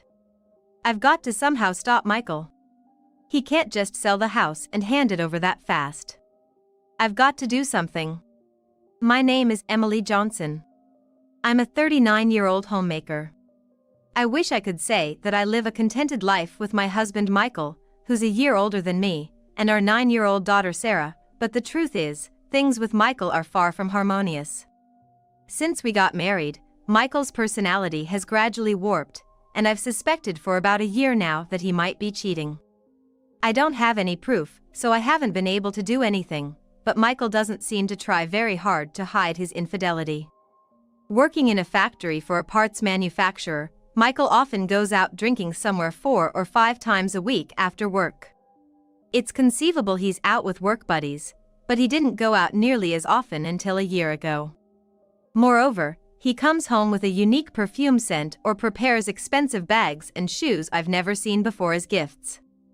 Of course, he never gave them to me, but there were numerous times he took the gifts and left. I'm too scared to confront him with "You're having an affair, aren't you?" So, being the coward that I am, I still haven't been able to take any action until I can get solid proof of the cheating. The Michael I met back then seems like a completely different person. I met Michael 10 years ago, dated for a year, and then we got married. I was drawn to his kindness and sincerity, and before I knew it, I was the one in love. He proposed on our 1-year anniversary, we got married, and soon after, Sarah was born. To an outsider, it must have looked like a very happy marriage. And yet, I can't help but wonder how things ended up like this. It all started around the time Sarah turned 1. When Sarah became more active, rummaging through the house, parenting became even more challenging. As a full-time homemaker, I took care of Sarah all day, but sometimes I couldn't manage alone and started asking Michael to help with baths and meals after he finished work. At first, Michael, perhaps because he was conscious of his role as a father, cooperated with the childcare as I asked, but as it became a daily routine, he gradually seemed to resent it and stopped trying to be involved in parenting. I've been thinking, this is your job, right? You're a stay-at-home mom, so you should be able to handle the parenting on your own. Why does a tired man like me have to help out after work? Michael exploded with complaints, threw those harsh words at me, and left me and Sarah in the living room as he went straight to the bedroom alone. While I was dealing with Sarah's tantrums during her aita period, struggling just to get her into pajamas without a meltdown, Michael's earlier words were still painfully lodged in my chest. After that, Michael completely withdrew from any interaction with Sarah. Even when she would ask him to play with her on his days off, saying, "Dad, let's play," he would respond without looking up from his horse racing magazine, "Playing is your mom's job. I'm busy." He never took Sarah's feelings into account. Whenever Sarah would cry out, Michael would harshly scold, "Hey, don't cry over something like this. What kind of parenting is Emily doing? To think a stay-at-home mom can't handle childcare, that's just incompetent," glaring at both Sarah and me in turn. I didn't want Sarah to hear Michael's verbal abuse, so we would retreat to our room and end up playing just the two of us. There were moments when I longed to indulge in my hobbies like reading or watching movies. But when you're living with Sarah around the clock, there's hardly any time for yourself. And yet, Michael gets to enjoy his horse racing hobby, and I'm the one who gets the brunt of his verbal abuse. It's so unfair. But I couldn't complain because our household depended on Michael's income. Without him, I wouldn't be able to feed Sarah on my own. I was also angry at myself for being so helpless. So that's how it was, with Michael disinterested in parenting and living as he pleased. 8 years have passed since then. And Sarah is now 9. Michael's abusive language has never stopped, and the kind Michael I knew before our marriage is nowhere to be found. I lived with Michael, trying not to provoke him, simply to provide for Sarah. Mom, you're so good at drawing, you should do it as a job. One day, while Sarah and I were drawing together, she suddenly suggested that idea. A job in drawing? Yeah. Because I think your drawings are really kind and wonderful, she replied, laughing cheerfully as she looked at the animal illustrations I had drawn. I've always loved drawing, and at one point I even aspired to be a cartoonist. I realized halfway that it wasn't going to work out and gave up, but I still draw illustrations as a hobby. I always show your drawings to my friends, Hannah and Natalie, and they're amazed. They always say how lucky they are to have a mom who can draw such wonderful pictures. Despite her father Michael's cantankerous nature, Sarah has grown up to be honest and straightforward. Her sunny disposition is the complete opposite of my more introverted personality. It seems like she has a lot of friends at school and is even a favorite of her teacher. When Sarah complimented my drawings, it filled me with such pride. Knowing that Sarah has been paying attention to me also gave me a boost of confidence. Thank you. That makes me happy, I said, and Sarah smiled like a blooming flower. As long as Sarah can smile, I feel like I can keep going with this life. That's what I quietly thought to myself. That night, as usual, Michael came home drunk, stumbling into the living room and collapsing as soon as he arrived. He was completely drunk. Michael's drinking has been getting out of hand lately, and it's becoming quite worrying. Sighing, I peeled the jacket off his slumped body and checked his pockets. Huh? What's this? From a pocket that usually only held keys, a piece of paper fell out, and I scrutinized it closely. It was clearly a receipt from a motel. This is definitely incriminating. I had only been suspecting infidelity in a vague sense until now, but here was the physical evidence. While trying to still the commotion in my heart, I quietly tucked the receipt away on a shelf. And then I began to ponder how to confront Michael. The next morning, still not fully sober, Michael left the house. After Sarah had gone to school, I busied myself with the usual household chores, but I couldn't get the receipt from yesterday out of my mind.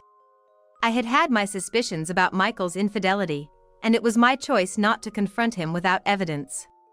But with concrete evidence now in hand, it's hard to just look the other way and keep up the facade of a masked couple. I wanted to get him to admit to his affair and apologize within a week, or even a few days. But how? As I was lost in thought, my smartphone started to vibrate. Who could it be at this hour? It was unusual to get a call during the daytime. Looking at the phone, it was an unfamiliar number. For some reason, a feeling of apprehension washed over me as I answered the phone. Hello, is this Mrs. Johnson, Michael's wife? Yes, I am. Who's calling, please? This is from General Hospital. Actually, it's about Michael. The call was from the largest hospital in the area. The hospital informed me that Michael had been rushed there by ambulance. He was undergoing surgery for a kidney disease, they explained. Furthermore, they informed me that his kidneys were likely to fail and that he would need a transplant. Overwhelmed by the sudden news, I was asked by the doctor, "Are you all right?" Yes, but a kidney transplant is possible, right? Yes, if we find a compatible donor quickly, we can perform the transplant. Oh! Being told suddenly that Michael needed a kidney transplant due to illness left my mind in a tangle, but the doctor continued to explain the details of the transplant surgery. Anyway, we will start by checking the compatibility of the candidates, so please cooperate with us. I only half understood what was being said, but it was clear that Michael was seriously ill. As much as he had mocked me or been unfaithful, I didn't wish for him to lose his life. If possible, I wanted him to be saved. That night, I spent the whole time thinking about Michael's transplant surgery. Weeks passed, and we found out the results of the potential kidney transplant candidates within the family. Astonishingly, I turned out to be the best match. Michael's parents were alive but in poor health, and thus not suitable for the surgery. Since Michael was an only child, and I was the healthiest and had the same blood type, it turned out that I was the most suitable donor. If asked whether I had any hesitations, it would be a lie to say I didn't. However, nothing could replace the value of Michael's life. With that in mind, I decided to go through with being the donor for Michael's kidney transplant.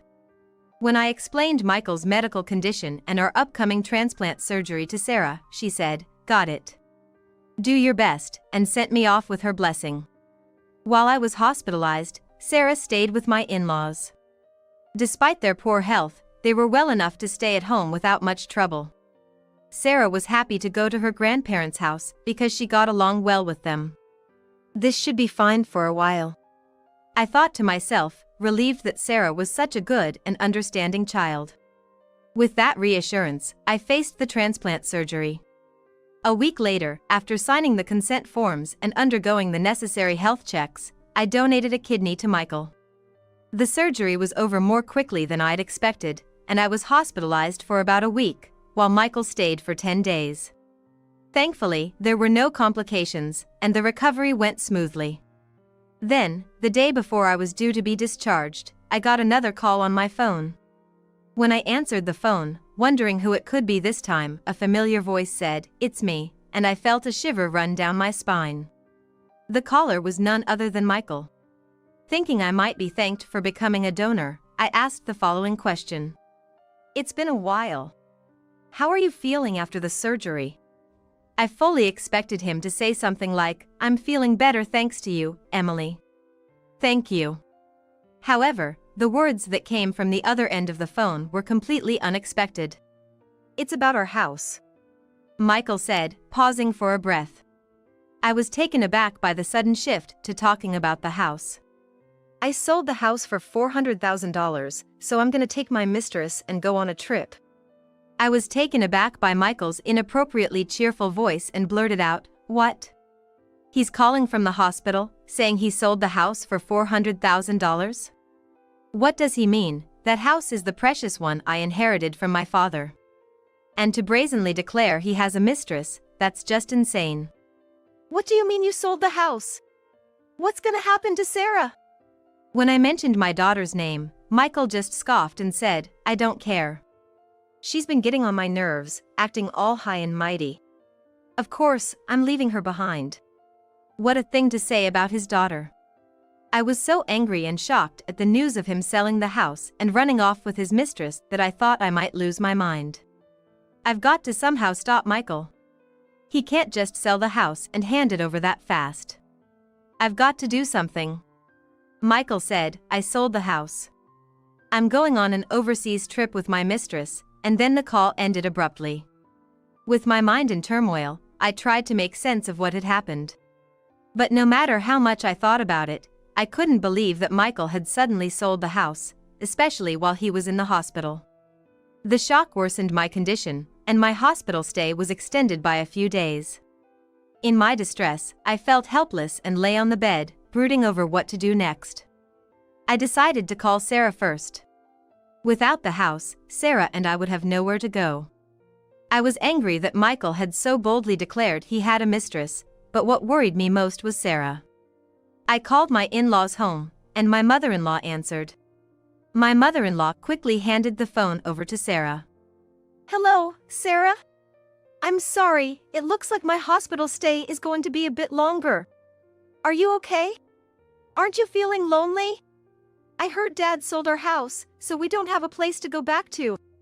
Anxious about Sarah, I peppered her with questions in quick succession. Then Sarah responded with a bright voice. "Mom, it's okay. I've taken care of it." "What?" Confused by Sarah's words about having taken care of it, I was left puzzled, tilting my head. "See, Dad told me he asked his mistress to sell our house, but actually, Grandma and Grandpa." Sarah meticulously explained to me what had happened during my hospitalization. Listening to Sarah's story, I was very surprised. It was because an unexpected turn of events had unfolded without my knowledge. "So don't worry, Mom. I'm fine. Thank you," I said, encouraged by Sarah's maturity, finally feeling a bit of peace settling in. Yet, if what Sarah was saying was true, I wondered what was happening with Michael and his mistress at this moment. I was curious, But I told myself that rest was more important now and allowed myself to fall asleep. 3 days later, having recovered, I was discharged from the hospital and headed to my in-laws' house. "Mom, welcome back." Sarah came running over with a happy look on her face. Behind her, my mother-in-law was smiling gently, saying, "That's wonderful. And Michael, that man, has really done something unbelievable. Emily, I'm sorry." My father-in-law said, looking grim as he apologized to me. I wondered how Michael could turn out so twisted when he had such wonderful parents. "No, it's my fault for not speaking up sooner." "Well, Emily, there's something we need to tell you." "Yes, what is it?" I sat down in front of my in-laws, with Sarah beside me, ready to listen to their story. I was surprised again by their tale, but my mother-in-law reassured me with firm encouragement, "We won't let Michael have his way." After the conversation, Sarah and I attempted to head home, but on the way, I saw a familiar man and an unknown woman arguing with a realtor in front of his office. There was no mistaking it, it was Michael. And the woman next to him was undoubtedly his mistress. Michael was in sweatpants, his hair a mess. The mistress was wearing a short skirt with only one high heel, and her face was bare. "Come on, do something about this. How can the house not be sold?" "Yeah. What about my $400,000? As I've said, the buyer canceled the purchase last night, so there is no contract anymore." "Why would they cancel, damn it?" Michael was stomping his feet in anger, with his mistress screeching beside him, drawing shocked looks from people passing by. Sarah and I were also surprised, but realizing this was about us, we approached them. "What are you doing here?" I asked Michael unexpectedly, making him and his mistress gasp in surprise when they saw me. "Oh, you. What are you doing here?" "Oh, I get it. You're the one who did it, right? You must have talked the buyer out of it." "What? That's ridiculous. What are you even talking about?" I was astonished by their baseless accusations and instinctively shielded Sarah behind me. Seeing the realtor's confusion, I stepped forward and said, "I'm his wife." The realtor replied with a dazed, "Oh. Are you kidding me with this cancellation? Because of this, we had to turn back right before boarding the plane, and now we can't buy a new house. And I still have debts from the money I spent on her." Michael was pointing at his mistress as he said this. "I see." Finally, I understood what Michael was up to.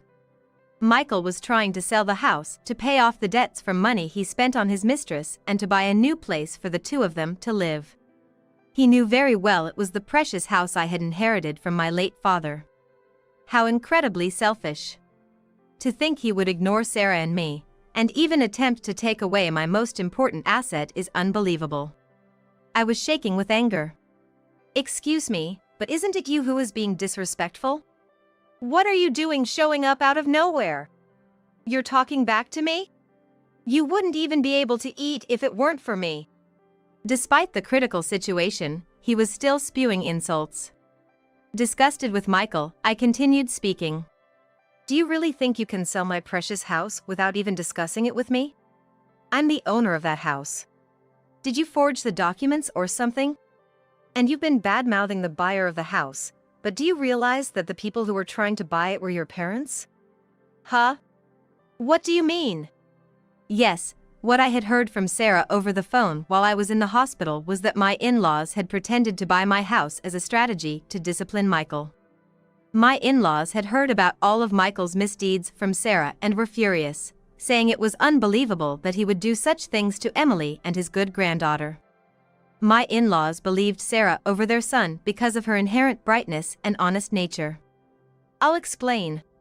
Grandma and Grandpa knew about Dad and that woman, and they were really angry. I knew Dad was trying to sell the house, so I talked to them about it. That house is important because it's the one Mom's dad left to her, and they said it shouldn't be sold so easily. That's why they pretended to buy it before anyone else could. Sarah stepped forward and spoke confidently about the situation. "What are you doing to me? Damn old man and woman. And you, sticking your noses in, shows what poor parenting you've had. Michael, desperate and defeated, let out a vulgar laugh. Sarah remained unfazed by Michael's attack. I, however, pulled out a piece of paper from my bag and thrust it under Michael's nose. I want a divorce. Seeing the divorce papers, Michael snorted and scoffed once again. Divorce? You said it. You're okay with divorcing? You think you can live without me? He seemed to think that as a homemaker, I would be lost without him. Perhaps that would have been true in the past. But now, I had a plan. Determined to shatter Michael's foolish assumptions, I opened my mouth to speak. You needn't worry. I'm going to receive a lifetime gift from your parents. What? A lifetime gift? What's that? Michael and his mistress looked bewildered. In fact, this morning, my in-laws said they had something to discuss with me, and it turned out to be about a lifetime gift. My in-laws were in poor health, uncertain when they might collapse. They expressed a wish to give me a part of their assets before it was too late. Naturally, I initially refused. I suggested that such a gift should go to Michael instead. However, my in-laws said, Emily, who has given us a lovely granddaughter, is more important to us than a son who can't even say thank you for an organ donation. With deep gratitude, I bowed my head and accepted the lifetime gift from my in-laws. It's your father and mother's decision. They said they wanted to give it to me, not you. Michael's face turned pale. And no wonder. The assets that should have been his were now going to his wife from whom he was getting divorced. That's dirty. That's not right. It's normal for a child to inherit their parents' assets. I'll talk to them now. If they won't listen, I'll take it to court. Michael glared at me with furious eyes, shouting. I sighed at Michael's shallow thinking. It's about time, isn't it? Perhaps it's time to deliver the final blow. Stepping forward and closing the distance to Michael, I locked eyes with him and unleashed my words. You're talking nonsense. This whole mess started because you belittled me and even took a mistress. It's your fault for spending all that money, right? Your parents made a completely justified decision. And do you even have the money to go to court? Even if you did, how do you think your past betrayals will look? Michael squeaked out as if he was squeezing out a scream. Seeing me looking furious up close, I could tell he was shaking. I'm sorry. I won't take it to court. Just forgive me. He was desperately apologizing, but it was too late. I glared at Michael again and delivered the final blow. For insulting Sarah and me, I'll be taking every penny of the compensation for emotional distress and child support. If you can't pay, I'll chase you to the ends of the earth to collect. Be ready for it. Michael and his mistress screamed and ran away. The realtor, who had seen everything, said to me with a posture as if his back gave out, "Thank you so much." No, I'm the one who should apologize for the trouble I've caused. Feeling uncomfortable staying there any longer, I took Sarah's hand and we headed home. Mom, that was so cool. Thank you for standing up for me, Sarah. Even in such a situation, a smile was on Sarah's face. I vowed to myself to protect her for the rest of my life. Later on, I was able to divorce Michael without any issues. The long-suffering marriage ended so easily. It was anticlimactic. I even wondered why I had put up with everything until now. It seemed Michael really did pour money into his affair, and he had to borrow money from somewhere. His mistress left him, saying she couldn't be with such a poor man anymore. Misfortunes often come together, and Michael's company had to cut back on staff due to a decrease in sales from a shortage of materials. Michael, who worked in the factory, was one of the first to be laid off. It's an inconvenience, for sure, but it's hard to believe he was laid off for no reason at all. Probably the company let go of those who were underperforming or had poor conduct first. Given how Michael used to strut around at home, it's likely he had the same attitude at work towards his subordinates. Now, having lost his job, his lover, and his wife, Michael is scraping by with part-time jobs. Lacking the energy to look for a new full-time job, he's settling into the routine of working and resting whenever he likes, which must surely feel bleak. But there's no room for sympathy. I did what I could for Michael, even donating a part of my kidney to him. Despite that, he made a mockery of me, so it seems like karma has caught up with him. He should just focus on working hard to pay off his debts. As for me, I started doing illustration work, living off the assets I inherited from my in-laws for a while. It was Sarah's compliment about my drawing skills that started it all. Orders are still few, but my clients say my work is meticulous and skillful. I plan to increase my clientele and work hard to raise Sarah properly.